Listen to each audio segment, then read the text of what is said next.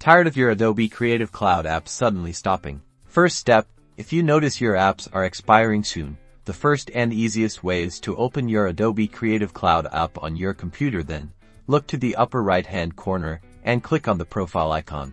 A drop-down menu will appear. From that menu, select Manage Account. This will automatically open your Adobe account management page in your default web browser.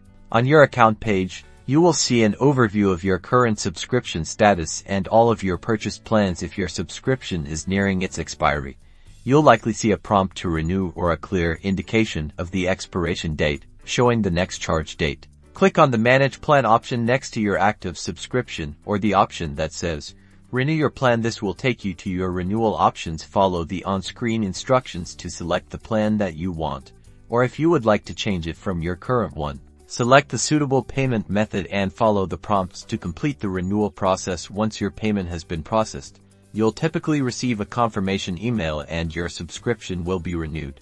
It's that easy. Enjoy your renewed access to Adobe Creative Cloud and keep creating. Don't forget to like the video and subscribe for more helpful tech tips.